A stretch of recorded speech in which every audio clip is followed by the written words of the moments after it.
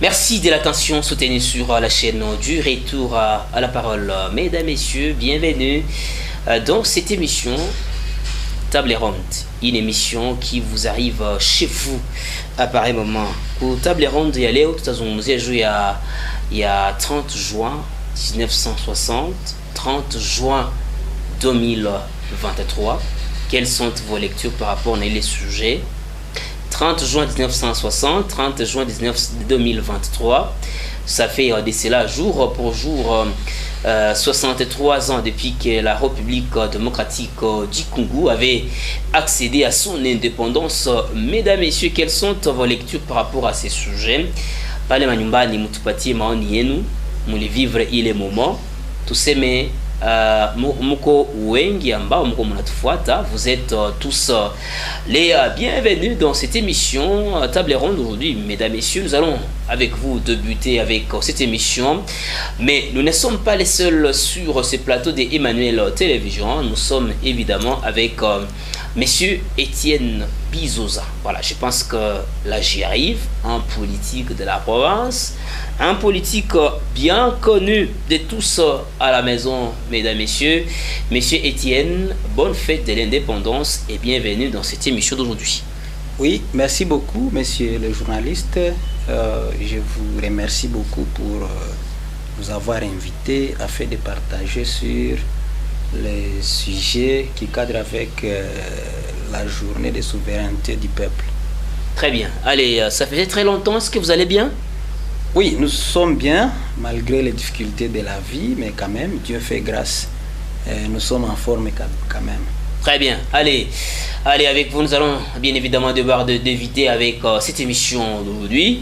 Vous avez une minute pour une certaine actualité, voilà, l'indépendance, voilà, et autre chose. Allez-y. Oui, merci beaucoup, messieurs les journalistes. C'est mon français, mon Kiswahili qui attaque. Pour ce qui est de l'indépendance de notre pays. Actualité, bien sûr. Oui, l'actualité concernant l'indépendance de notre pays. Nitapima zungumuza mswahili kidogo parce que je me rappelle wakati fulani niliongea na marafiki zangu na wandugu zangu ambao tunapartage ma forum d'échange fulani. Nikatuma message ya kusema kama ninawatakia sikukuu njema ya uhuru ya nchi yetu. Mais curieusement nikapata wandugu fulani ambao walisema mon cher, comment unatuambia bonne fête de l'indépendance pendant que si batu ya Bunagana, batu ya Masisi, batu ya Nord Kivu en général, tout comme problème za vita. Et donc comment tout a fêté na wala tout comme problème zenye insécurité iko grandissante mu province yetu.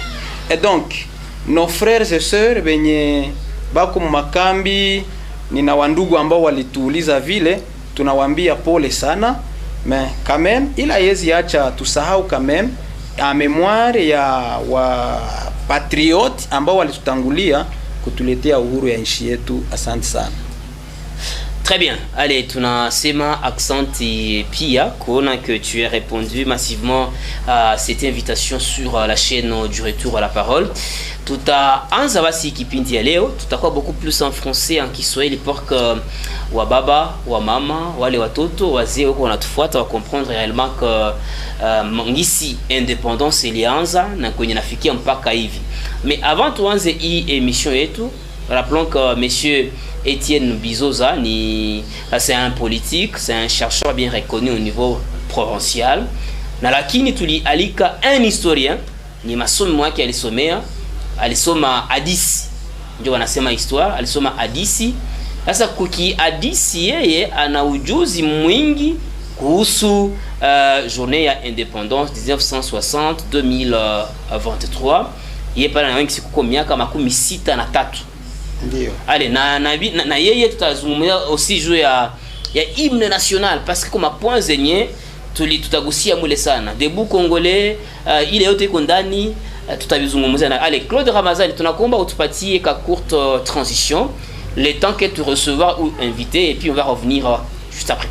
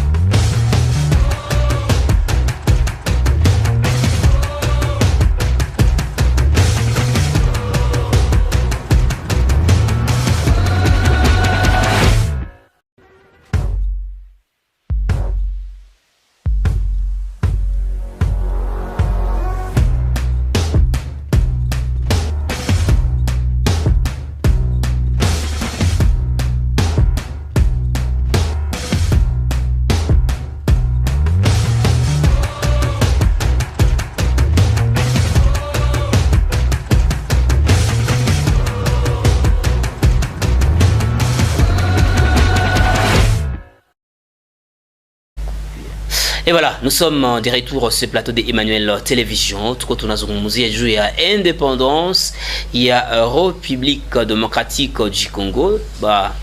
Invité bote wanavala ma veste za noir, on se demande est-ce que tuko mu indépendance au kuko problème yenye iko préétabli. Justin Kalumuna, vous êtes les bienvenus. Karibu sana. Wenjo comment mon Dieu, qu'est-ce que je dis? Wenjo historien mwenye kwa nasema mtakuwa nasi. Karibu sana. Accent, mon journaliste, merci beaucoup. Allez, merci beaucoup à vous tous qui êtes avec nous. Il y a déjà des réactions. Avant qu'il n'y ait mais quoi que ce soit, quelqu'un nous dit bonjour kaka, l'indépendance iko kuba autorité, mais kuba si et baba peuple ni souci tout. Hatuna dans un premier temps makazi, ma vita za kila siku, corruption mingi, mana question ne faida ya kufete indépendance, mais tunashukuru Mungu hivi tungali. Ni Victor de Pindosho. Merci beaucoup Victor de Pindosho kunatufata hapo manyumbani. Tunakusalimu na tunarespecter en tout cas point de vue yako yenye umepana kwa muda kama nao. Allez, monsieur Étienne, quelle est votre lecture par rapport à ce sujet? Oui, merci beaucoup monsieur le journaliste. Lecture yangu par rapport na sujet indépendance. Na indépendance bien sûr. Wakati ninafata analyse sa vile le frère Vicky pale Ndosho na msalimia kwanza kinsa nasema tuko na difficulté kabambi sana politiquement, tunasikia kama tuko pays indépendant, mais en réalité ou socialement quand je fais les analyses nakutana RDC tungali totalement dépendant. Msanse gani? Sababu gani? Unakutana RDC ni pays yenye iko dependa mkila kitu.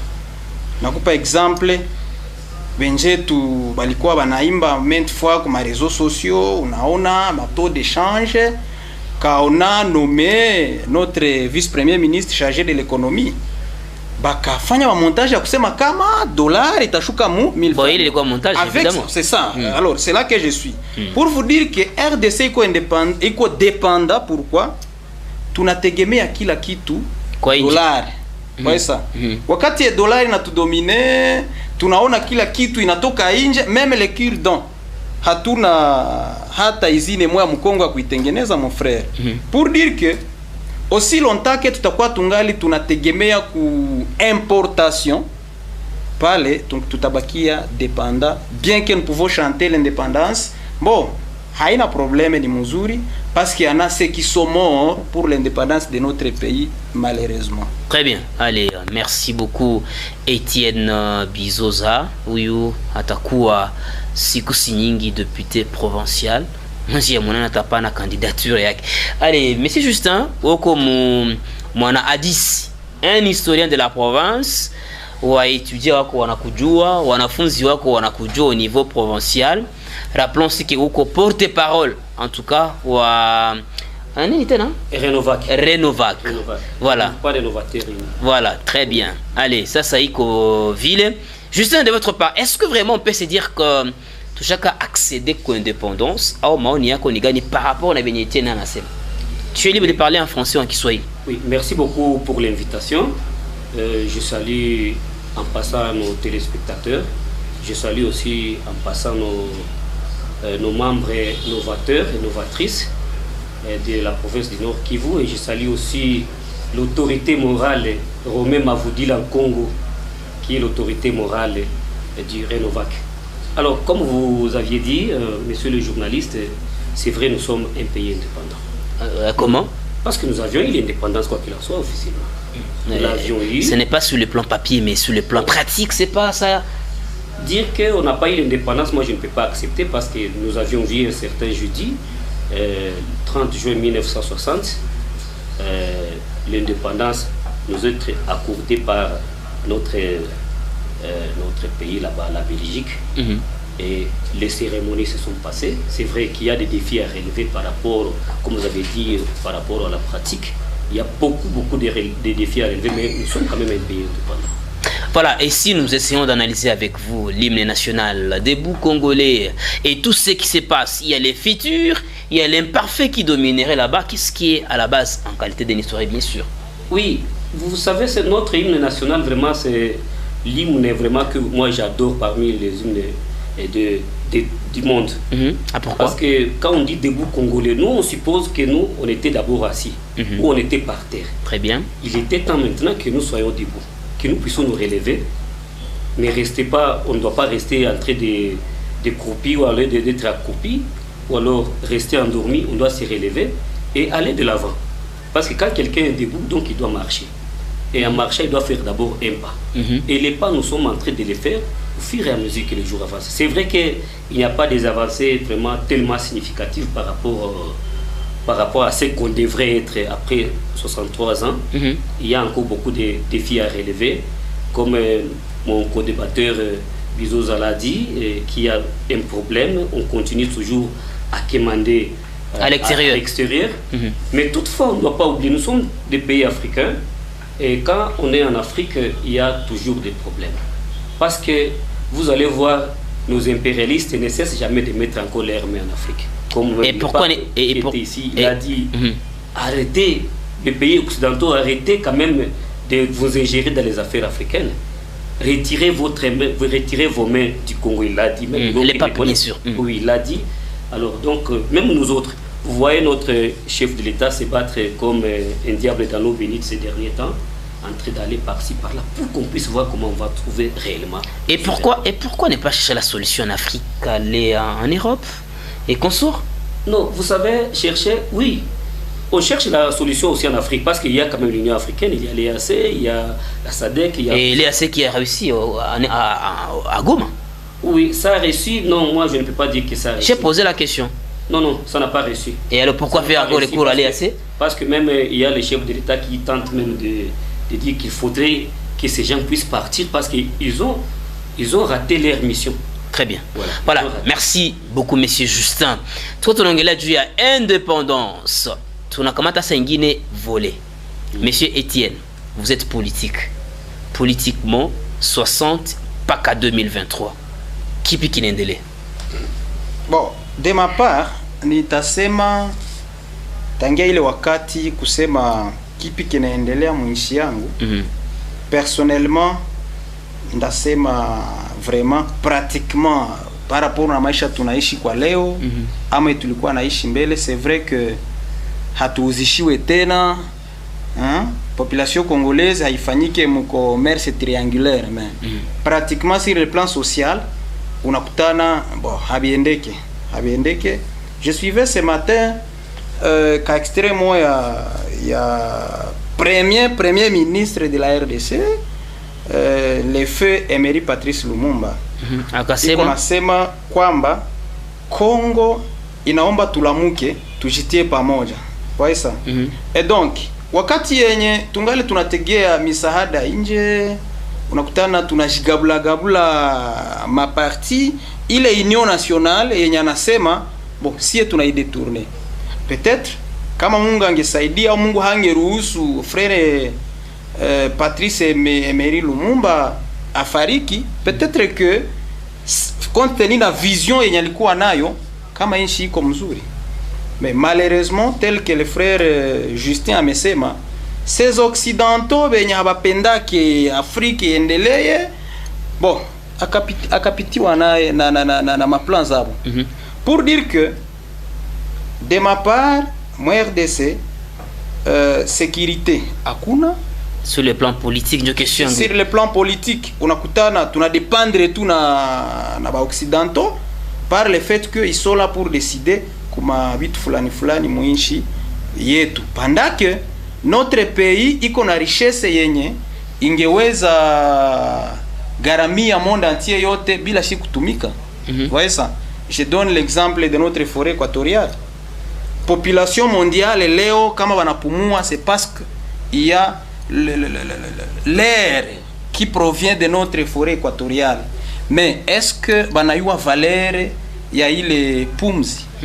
Voyez, mais c'est les journalistes. Là, quand on est à l'hôpital, banakwambia 24 heures ya pumzi utalipa un tas de dollars. Mais nous, on sert d'autres pays au niveau mondial, mais hakuna mwana reconnaître kusema quand même laissons ces pays un peu parce que njo yenye inabakia sa vile roho ya dunia yote mzima.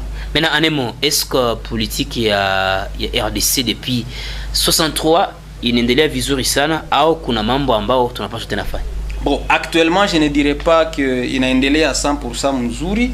C'est pourquoi le président de la République, il a endelé à faire ma diplomatie d'ici et là, parce que lui-même est conscient que habiende ke mwishi. Voilà, Chivia kwa umutu. Bonsoir. Indépendance yenye tunavivre haiko ayo parce que nous sommes dominés, c'est agapé depuis Imbim.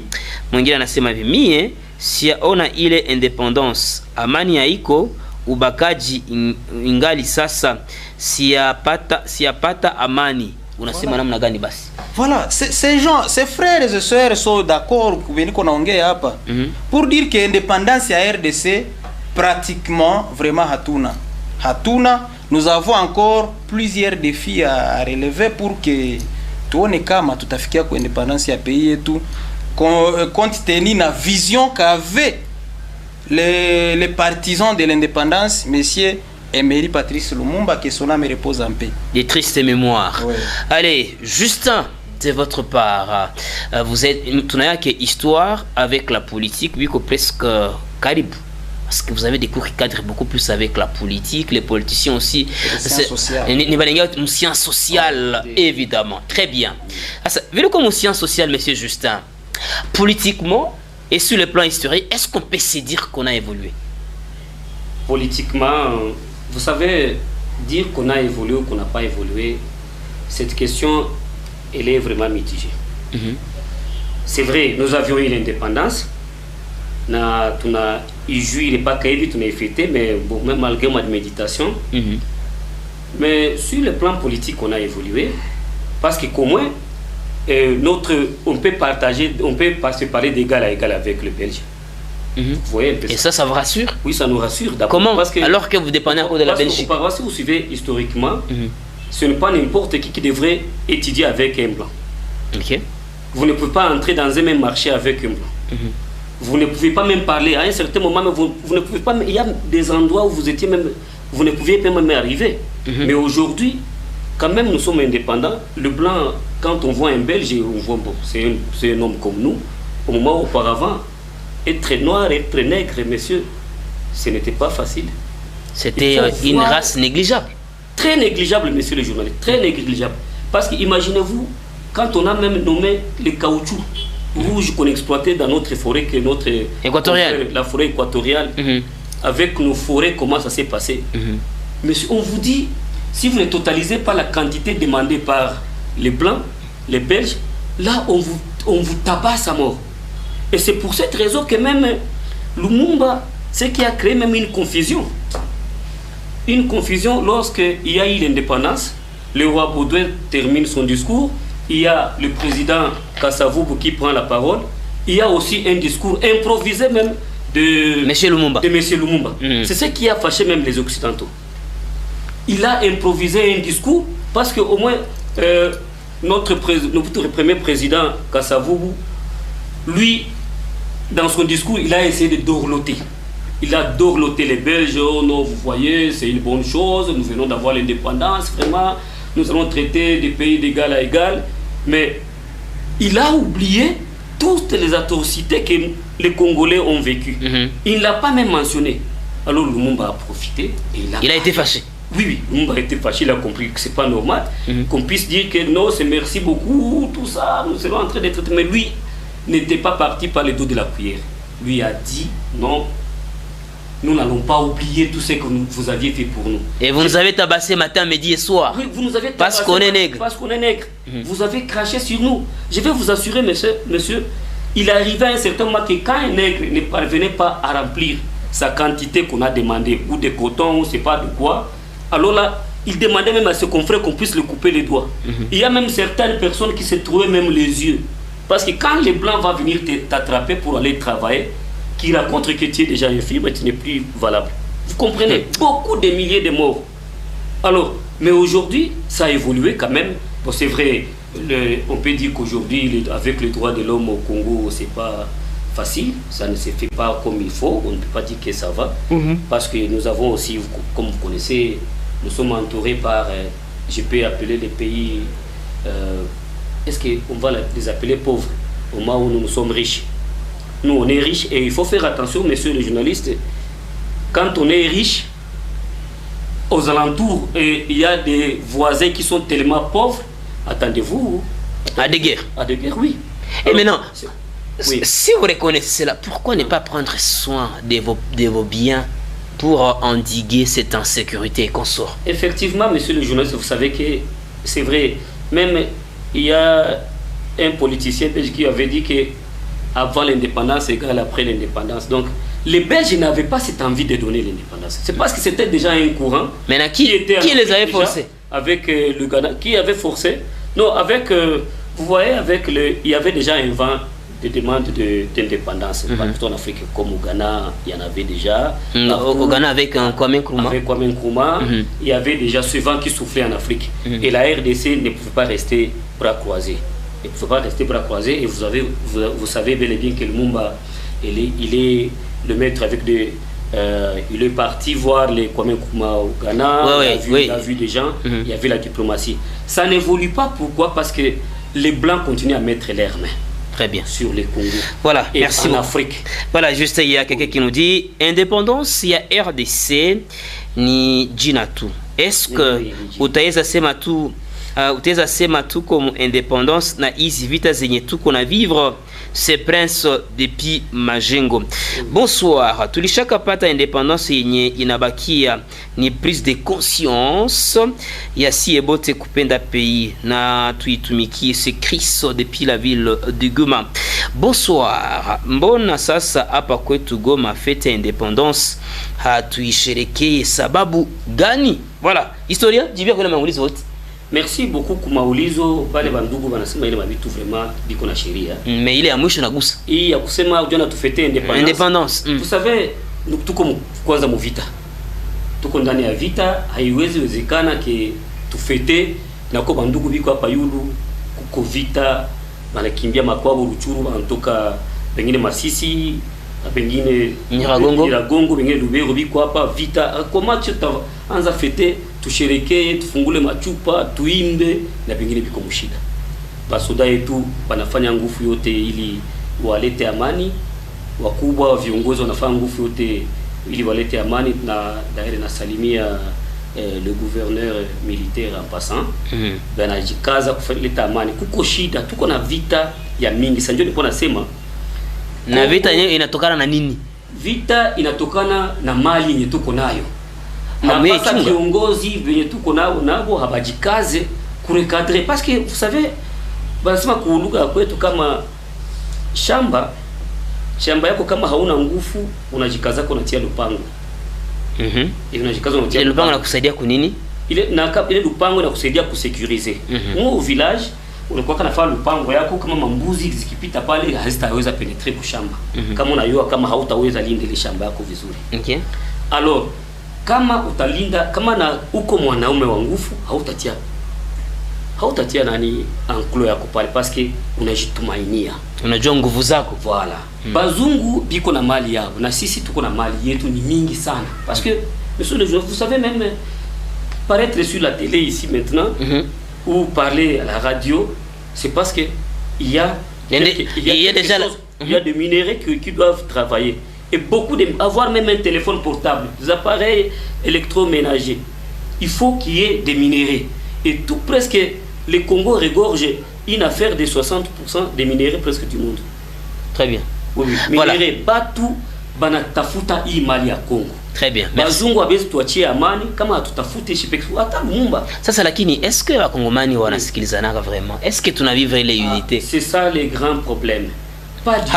Hatukulane si benyewe kusi benyewe. Ile ndio shida tuko nayo entre shia wa Kongomani, parce que kila mtu anapenda jikamate yenjo. Na ubaguzi wa kabila. Ubaguzi wa kabila iko watu banabania. Ukipata ndugu yako akipita kama ni député anaangalia tu kabila yake. Unakutana watu mbalipashwa tumika mzuri habatumike. Watu balipashwa tumika habatumike. Benye biko inje, benye biko ba chômeur ndio balipashwa tumika. Parce que c'est ce qu'on appelle l'indouguisme. Je deviens ministre. On attire à quoi nous tout botte. Allez, bah quoi nous botte. Na pas kana quoi faire à quoi ndugu yako kwa muyomba kwa shanga hata na hayu kitu. mpaka nani directeur wa cabinet kuna mngelea directeur wa cabinet iko tu pale kuna kuambia no na ukitafuta sema mimi nakiona par exemple mtu mkubwa ni mkonseiller wala nimwambie kitu fulani ile katika quartier, les gens qui sont à côté de ces gens là-bas qui soi-disant sont des autorités bana kubloquer jua huko wa kwao wala huko wa parti yake wala huko wa mwingine yake. C'est ça, c'est que tu le. Ça, est-ce que pas l'indépendance quoi il iko? Non, pour il est ma façon de l'indépendance c'est parce que nous le gérons très mal. Très bien, merci. Allez, merci beaucoup. Etienne, binafsi, tumegusia siasa. Siasa c'est la politique. Amegusia siasa, amegusia hadithi. Ametupigia histoire ya Bankwame Nkrumah, amegusia Julius Nyerere avec les Ujamaa, amegusia Thomas Sankara et consorts. Bon, accent. Sasa si tuendelee sasa. Les faits. Tunatoka mu politique. Tuingie sa mu économie, tuingie mu éducation, na zingine ma secteur. Tugusie. Est-ce que depuis 63 ans, depuis que tu as accédé à l'indépendance, tu n'as pas l'économie mais quoi mzuri, elimu, les études, excusez-moi quoi vizuri, est-ce que tu es capable de kusema na weye ou expliquer ba tu na bakufate convenablement, est-ce que tu as déjà na indépendance dans ma secteur zingine les autres hormis la politique? Oui, merci beaucoup kaka journaliste. Nitaanza kujibia kuile question ya kusema sababu gani Goma hatukufete 63e anniversaire ya indépendance ya nchi yetu. Vous savez que mtu mwaliuliza vile même Kinshasa ba kufete, ils sont tous dans la prière. Voyez ça. Il y a même une prière pour ça des martyrs. Le pays va mal. Hatuna wakati ya kufete, c'est le moment maintenant de prendre conscience. Tunainulia Mungu shida zetu za nchi yetu. Ndio maana la veste noire.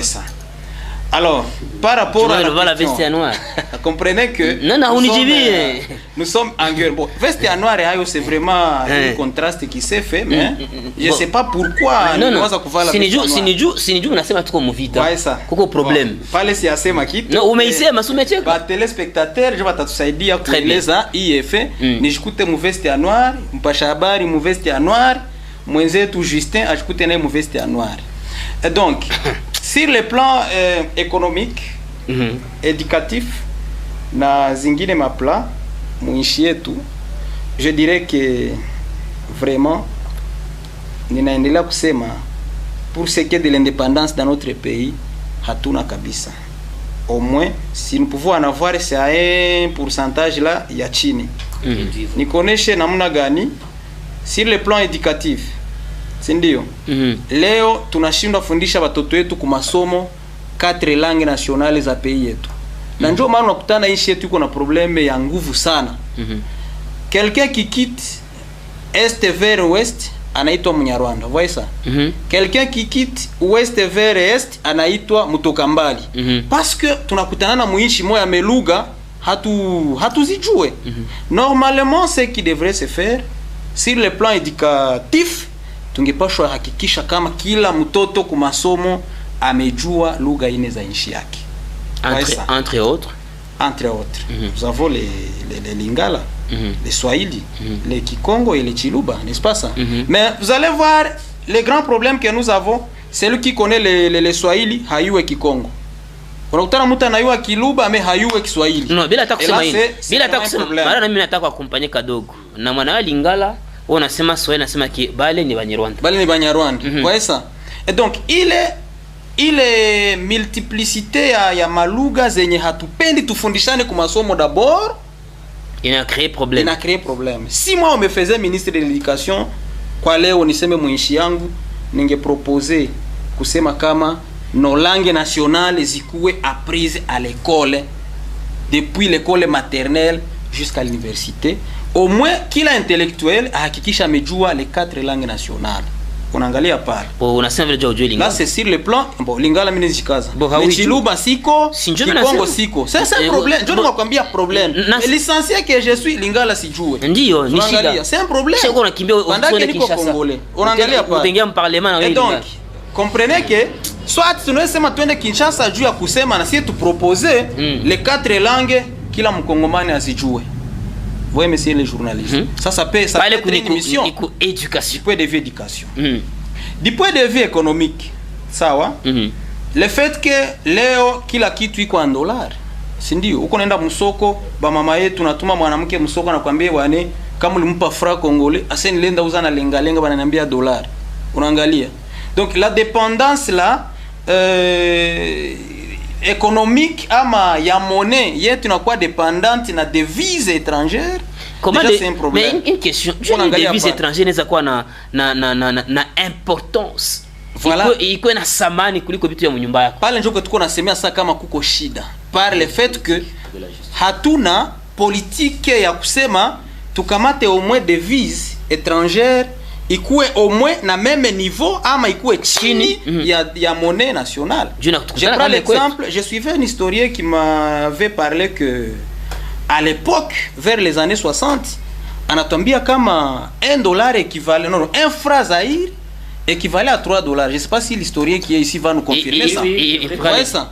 Alors, actuellement, maintenant, allez voir kama $1, c'est combien de francs congolais? Ah, toujours. Voyez ça? Avec ça, unapenda tuseme tuko na économie du point de vue indépendant, du point de vue tuko na indépendance du point de vue économique. Je dirais non. Oui, monsieur les journalistes. D'autres pays banakuwa na ma maison d'échange, bureau d'échange.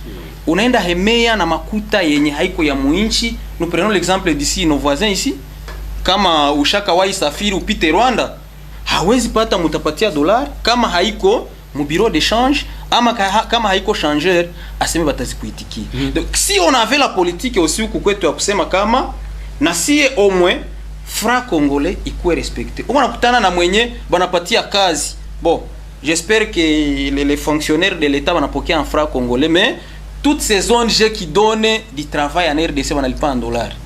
Mais si la politique exigeait que même ces ONG internationales balipe ba agent congolais en franc congolais, kila kitu ikuwe en franc congolais, mwenye anahitaji dollar aitafutie tu ku bureau d'échange. Monsieur le journaliste, du point de vue économique, ça peut aller mwinchi yetu.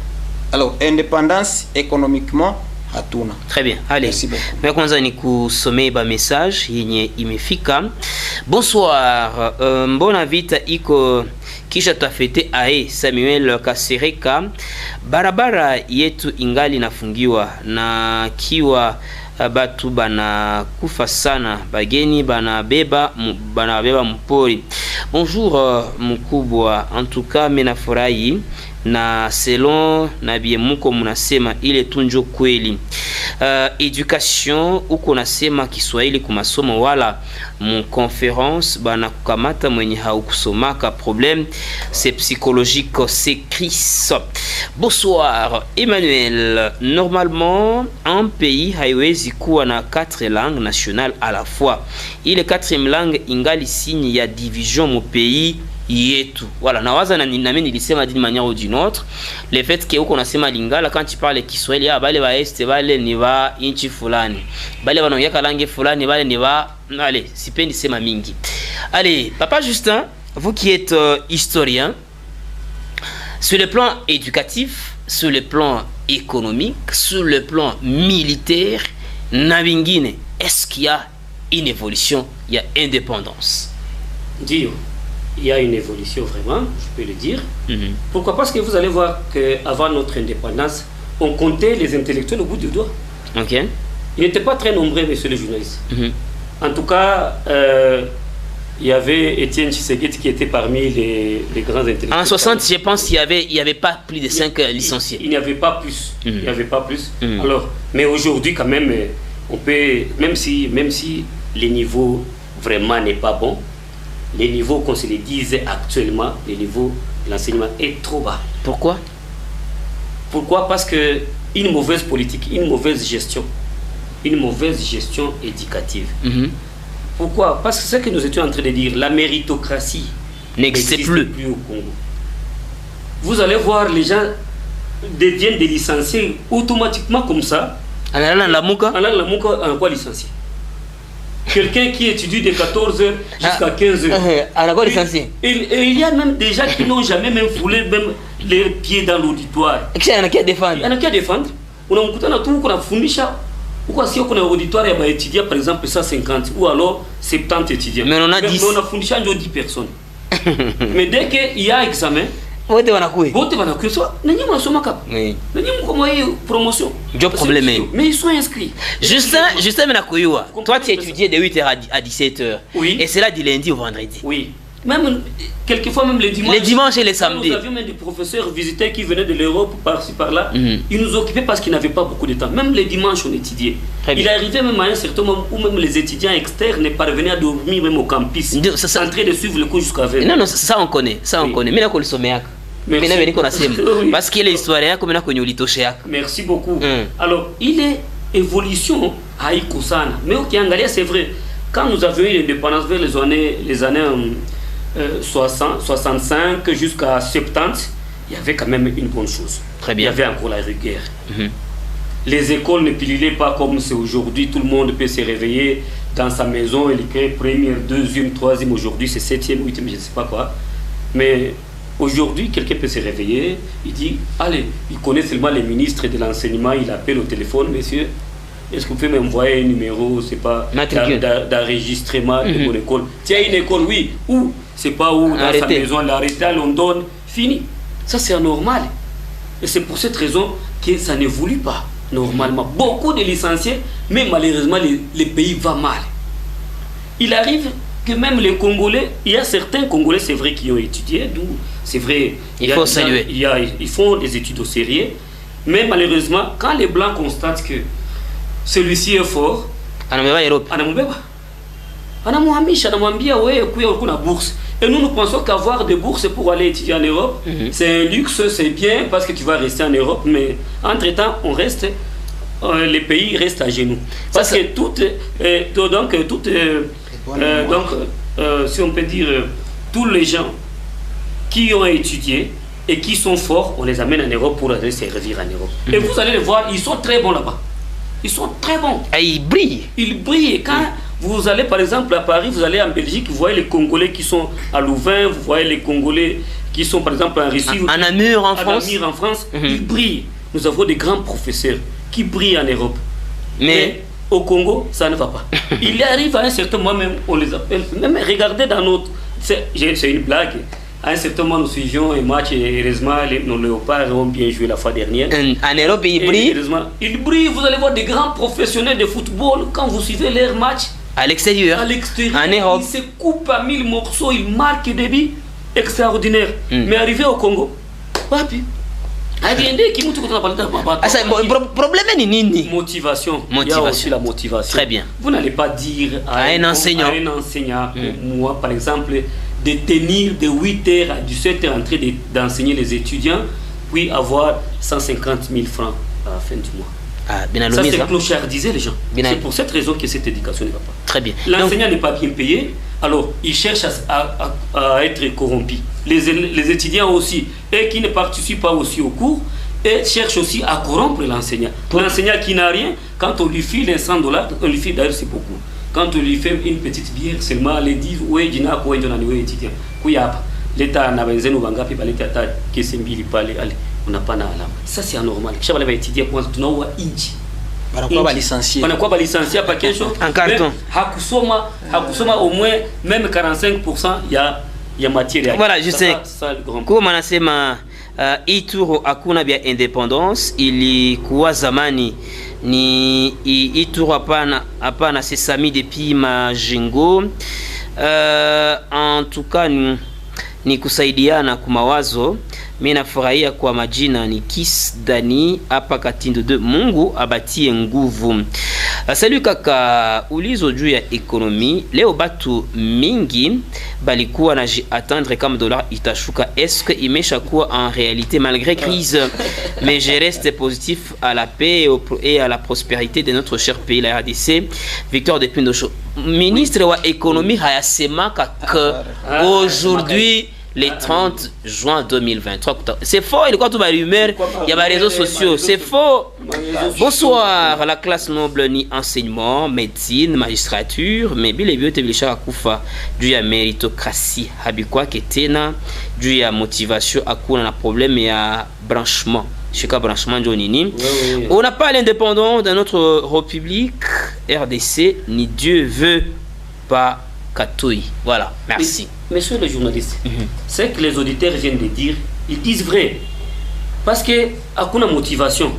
Économiquement, le ministre de l'économie n'a jamais dit qu'il y a un château. Nani le prérogative parce qu'il faut aende aonane na ministre wa finance aonane na wa budget bakutana na ba directeur ya ba FEC ya vitu gani lui-même hawezi biweza na il faut tuassurer que économie yetu inakuwa stable na haya bisemaka d'ailleurs donc msishuhudie benye habina maana. L'ironie du sort, il est dollar kwa sababu tapunka, je veux vous dire qu'ici à Birere to inakuwa leo $1 coûte 2600 dans certaines boutiques là-bas. Donc il y a quoi ça ici bana balimwangi anjo maji kubata. Mais il n'état seulement dur économiquement aussi. Économie na militaire na médecine une minute. Oui. Alors économie, c'est vrai, c'est que nous étions en train de dire, il faut qu'il y ait une politique monétaire comme notre camarade Bizoza le disait. On ne peut pas, ce n'est pas bien de trouver de l'argent entre les mains de gens. Même dans la rue comme ça. Dans d'autres pays, ça ne se fait pas. Ici, aujourd'hui, quelqu'un qui a, par exemple, qui a ses $100 en poche, là, il se sent à l'aise, c'est bon. Mais ailleurs, on a fait un njala, il a devise à on a fait un njala bien, comment on a monnaie à mon pays. Il y a quoi tembélé. Très bien. Alors, médecine, c'est vrai, on ne peut pas dire que ça évolue très bien par rapport à l'indépendance aujourd'hui, 63 ans, parce qu'il y a encore un problème. C'est ça que nous avions dit. L'intellectuel congolais n'est pas bien formé. Vous allez voir, il y a des charlatans. De charlatans, je vais vous dire. Quelqu'un qui étudie dans ces conditions là-bas, il y a 14, 17 heures, 13, 15 heures. 13 heures. Alikuwa kwanza mubingine bingine byake sena 13 kia ku masomo kisha ine la prana toka inja naenda mwingine pale mwambia tuende tusoma. Comme ça, wewe mtu ushikwa na kazi yako, uende tusoma hata batakupatia tu diplôme bilisha pale. Il est aussi pour le système à branchement. Il y a un autre truc. C'est pas branchement, c'est un kusema nini? Inaanza kwa kubrancher. OK. Wana kubrancher tout. Inakuwa copie. Haikuwa kitena sio naandika barua c'est j'ai l'honneur. Ni copie. C'est j'ai mon frère. Formalité.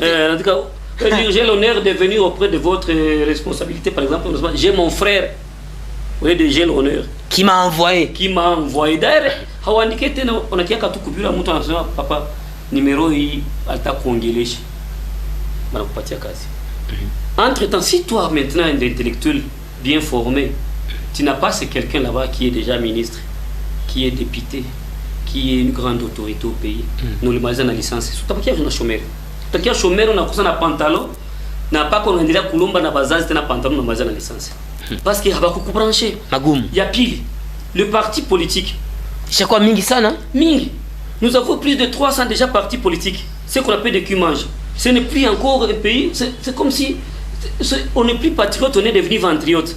Il faut créer ma plateforme, ma politique, mon qui parle tout ici à Koujafile, comme ministère de l'Intérieur, on a formé parti politique pour que vous gérez. Entre-temps, quand il y a un emploi, un service qui vient, allez, il n'a qu'à le premier ministre d'un parti, on a qu'à un parti politique. Donc, quelqu'un qui n'est pas dans un parti politique ne peut pas avoir les boulots dans ces pays. C'est ça les grands problèmes. Les copains à couper brancher. Nanjo mana unakutana méritocratie hakuna. Très bien. Pas tout biko tout, mais nani bale. C'est pour cette raison que nous dans Renovac, on est en train de vouloir changer les choses. Il faut qu'on change la classe politique parce que vous allez voir si vous regardez tous les politiciens qui sont aujourd'hui des 60 jusqu'aujourd'hui. Jusqu'aujourd'hui. Baby ko pouvoir tenir aux obtenir ni benji kuya bale ba papa bambele. Si vous faites l'analyse, on va du coup. Ni banji ku ndio pouvoir eleo. Batoto ya batoto. Ni abo bopeke, c'est comme si ni cercle vicieux. Ni cercle vicieux kabo pale. Unakutana bana remania après 5 bana remania pa kesho. Ule tena narudia. Ma remania unasikia tena bana natama minuto zo fulani tena atakuwa ministre. Na binakuwa vile vile. Et les autres maintenant? Et l'élite congolais, les gens qui étudient. C'est pour cette raison qu'il y a aussi des problèmes de guerre. Très bien. Quand il y a les gens qui ne sont pas satisfaits. Très bien. Il y a un problème. Les gens cherchent à se satisfaire d'eux-mêmes. Voilà, tunaanza maliza émission. En tout cas, tunaona wakati imeenda ya Claude Ramazani qui me signale que mon temps est déjà imparti. Tunakupatia 2 minutes. Monsieur Étienne Bizoza, utapana une certaine conclusion partielle et une recommandation partielle par rapport à la thématique. Il y a indépendance, 63 ans d'indépendance, et puis après cela, basi, ça c'est ma baille. Bon, merci beaucoup mpasha habari. Ninasema kuhusu independence ya nchi yangu. Sababu kweli tuko na independence, lakini sasa inaomba tunakamata prise de conscience, tujue kama tuko pays independent. Na ninazani constitution yetu inasema kama mtoto anabakiaka dépendant jusqu'à 18 ans. Donc après 18 ans mtoto anatoka kwa wazazi anaenda anaforme yake maisha. Sasa nyinyi mko na 63 pour dire que avec 63 ans iko mingi sana. Shako na bajuku. Inaomba sasa tukamate conscience kama tuko pays indépendant. Tuache dépendre à 100% na ba occidentaux. Ninataka kuonesha kama si population parce que wanasema le peuple se libère. Et donc wakati yetu tutaendeleaka tu kusema kama nitafanya iki sababu balinifanyaka iki, independance yetu haitakuwa kama matérialisé. Et donc pour que quoi matérialisé, agissons ou bien réagissons conformément aux normes politico-administratives ou bien aux normes sociaux ainsi que sociales et intellectuelles. Très bien. Unaangalia par exemple bientôt là tutakuwa na 30 secondes. Merci. Bientôt tutakuwa na uchaguzi, mais ile habitude ya kufanya moneage ya masauti zetu, ce qui fait aussi à ce que indépendance isikuwe mwinchi yetu. Donc tunapenda ces derniers temps avec la jeunesse instruite tulete mabadiliko, na itakuwa mabadiliko si eselemasi si wasikilizaji na ambao tuko nafuata emission hii tunakuwa capable na tayari kusutenir kila mwenye atakuya anatuambia projet zake, tunasema huyu anastahili. Mais hapana kusema kila mwali tuletea mamichele tout ça. Donc ces cadeaux empoisonnés, inaomba tunasema non, tuna décider kufanya uchaguzi ya watu ambao tunaanalize kama na tunajije kama hawa watu wanafaa kusema nchi ijengwe. Asante sana. Merci beaucoup monsieur Etienne Bizoza. Monsieur la personne de Justin Kalumuna Nawe, tupatie une certaine conclusion partielle, une recommandation partielle. Il y a 63 ans d'indépendance et RDC. Oui, merci beaucoup. En conclusion, je voudrais peut-être appeler toute la population congolaise à la prise de conscience et être patriote, aimer les pays surtout. Et d'ailleurs, je suis allé en passant nos militaires, nos vaillants militaires FARDC qui sont aux lignes de front pour contrecarrer la balkanisation de ces pays. Nous devons aimer les pays comme Lumumba l'a aimé, comme José Laurent Désiré Kabila l'a aimé et les autres héros. Alors, je voudrais peut-être dire que les Congolais doivent prendre les choses à main. N'acceptons pas des petites choses, donc des intérêts mesquins, des petits intérêts au détriment de toute la population. Mtu wanakupatia rushwa, wanakuambia weka masasi fasi fulani, tutapiganisha nchi yako na ona etika parce qu'on t'a filé quelques dollars. Et les mains, ce sont tes frères qui seront tués, tes soeurs qui seront tuées et même tes oncles. Très bien. Justin, upendo ya Kongo, tupende Kongo, tuitumikie kwa haki, tuwe wamoja. Hakuna vya west wale ndio wanatoka si wapi les Lingala les quoi. Nous sommes tous des Congolais unis et le pays restera un et indivisible. Voilà, je pense. Ça c'est un historien qui l'a dit. Bonsoir Emmanuel Télévision. Vraiment, je ne suis pas pratiquement sûr si du moins l'indépendance existe parce qu'aujourd'hui, le chômage il a démarré ça dans mon pays. Tout konjo mon indépendance ni Kabunduru depuis Nyabushongo ni ville et tout à tunapesa tunatesa. Qu'est-ce qu'il veut nous dire? Na ville tout haitutese napenda. Désolé kama mnatuandikia mko mna espacer aussi bienye mnatuandikia. Wandugu wapenzi, tuna mettre fin kwa kipindi chetu cha leo. Justin Kalumuna, merci beaucoup pour aujourd'hui. Merci, c'est moi qui vous remercie. Je remercie aussi nos téléspectateurs d'Emmanuel. Très bien. Indépendance. Indépendance. Fêtez l'indépendance de la méditation et prenez bien soin de vous, chers téléspectateurs. Très bien. Etienne, merci kwa leo. Oui, asante sana, tunasema merci et nous encourageons toujours initiative ya raisi kusema tuombe juu ya nchi yetu sababu magaidi. Wakati ya independence ni wakati ya kufikiri juu ya mambo fulani ambayo itatusaidia kujenga nchi yetu, na ninafurahia sana hii mpango. Kama na kila mtu angekamata prise de conscience, anasema kama nchi yangu imeteseka panda 63 ans, c'est beaucoup d'années. Très bien. Aiombeye na aipende sana. Basi. Voilà, ça est complètement fini avec cette émission d'aujourd'hui. Merci à l'équipe technique de Claude Ramazani et Socrate Lunja. Merci au programme de John Tumba. Merci en tout cas à vous tous qui avez été avec nous. On a parlé de l'indépendance et rien que de l'indépendance. 63, on a fait une étude par rapport à l'indépendance. Vous avez suivi de près les réactions des uns des autres. Nous remercions à vous tous qui avez été avec nous. Et émission toujours en direct demain avec la même thématique. Monsieur Étienne, merci beaucoup pour aujourd'hui. Tonakusalim, merci. Allez. Merci aussi à M. Justin Kaloumou Nadevar Kaoulefika. Merci beaucoup, c'est moi qui vous remercie. Voilà, fin de cette émission. Merci à vous d'avoir été des nôtres. Les prochains rendez-vous, c'est pour demain. Portez-vous bien. Au revoir et à la prochaine.